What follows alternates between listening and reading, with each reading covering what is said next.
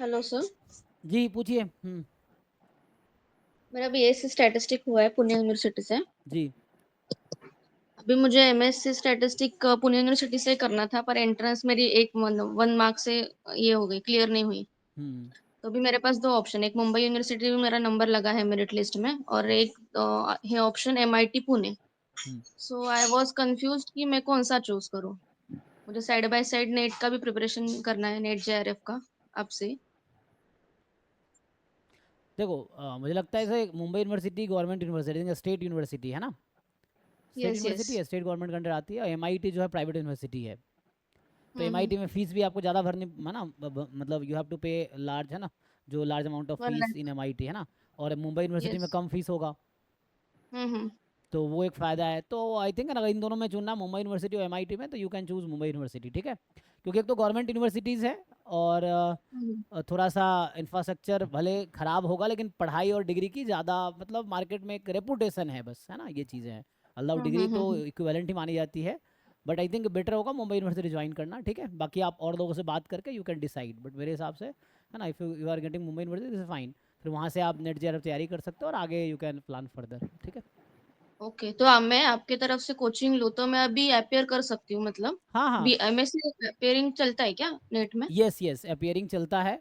आप भर सकते हैं एमएससी, क्योंकि जो नेट जेआरएफ का रिजल्ट है ना, नेक्स्ट देखो, नेट का तो लाइफ टाइम वैलिड है। जैसे आप यस यस। पीएचडी एग्जाम आप जानते होंगे, जो सीएसआर नेट का एग्जाम है, उसके 3 पर्पस है। एक तो है जेआरएफ, जिसके थ्रू पीएचडी में एडमिशन हो, जिसकी वैलिडिटी 2 साल है, ठीक है। यस। एक है लेक्चरशिप, कि आप गवर्नमेंट यूनिवर्सिटीज़ में प्रोफेसर बनना चाहते हो, असिस्टेंट प्रोफेसर, तो आपको उसके लिए नेट क्वालिफाई होना चाहिए। तो दूसरी वो लाइफ टाइम वैलिडिटी है। वो आपने अगर जेआरएफ क्लियर कर लिया तो नेट ऑब्वियसली हो गया, ठीक है।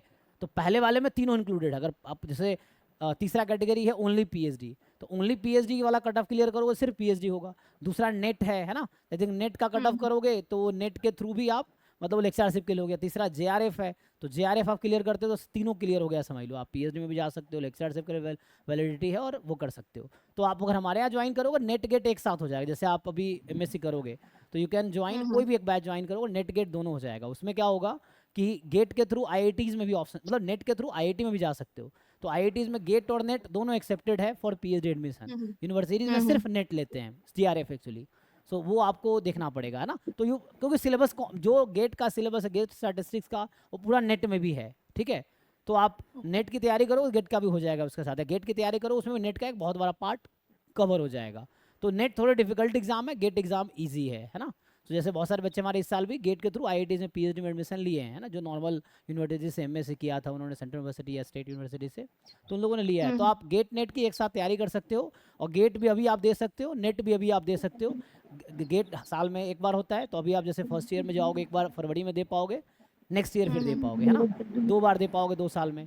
और नेट के लिए आप 4 बार एग्जाम दे पाओगे। तो आप रेगुलरली अप्लाई करते रहो, अपने आप को इम्प्रूव करते रहो, है ना। अगर हमारा हेल्प चाहिए तो आप ज्वाइन भी कर सकते हो, ठीक है।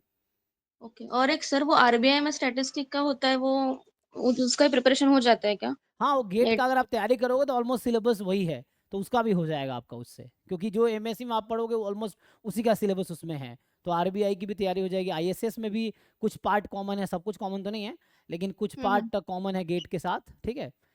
इस तरह से है। ओके। बाकी बाकी एमएससी में जो पढ़ोगे तो एमएससी का सिलेबस अच्छे से करोगे तो सब हो जाएगा।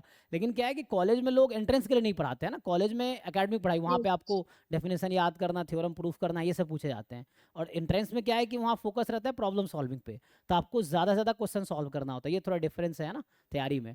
तो कॉलेज के साथ साथ तैयारी करने के लिए होता है कि आप साथ में प्रॉब्लम प्रैक्टिस करते रहो। तो प्रॉब्लम मिलेगा कहाँ से, है ना, तो उसके लिए आप कोचिंग ज्वाइन कर सकते हो। वो आपको क्वेश्चंस देंगे, क्वेश्चन सलाह सॉल्व करवाएंगे, है ना, हेल्प अवेलेबल रहेगा आपको। तो साथ में आप एमएससी करते करते अगर आप नेट गेट क्लियर कर लेते हो तो आपको ड्रॉप नहीं लेना पड़ेगा। फिर बिना ड्रॉप के आप हम्म। आगे जो भी करना है, चाहे है ना जॉब हो या पीएचडी हो, तो आप कर सकते हो, ओके। ठीक है। और गेट के थ्रू पीएसयू में अप्लाई कर सकते हैं ना हम, हाँ, तो पीएसयूज वैकेंसी? में कर सकते हैं, लेकिन चूंकि जो इंजीनियरिंग के गेट सब्जेक्ट्स हैं उसके ज़्यादा डिमांड है पीएसयूज में देन जो ओके। साइंस के सब्जेक्ट्स हैं, जैसे मैथमेटिक्स या यस यस। स्टैटिस्टिक्स, या ये जो साइंस के सब्जेक्ट है उसकी बहुत ज़्यादा डिमांड नहीं है पीएसयूज में।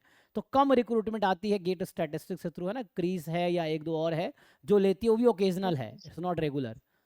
सो वैसा ओके। है, बट अप्लाई कर सकते हैं आप, ये है। ओके, तो ठीक ठीक है, मैं मुंबई यूनिवर्सिटी में कंफर्म कर लेती हूँ एडमिशन। है, हाँ, ठीक है सर, ठीक है। Thank you. या थैंक यू। बाकी अगर Am कुछ I है। audible, sir? जी जी जी।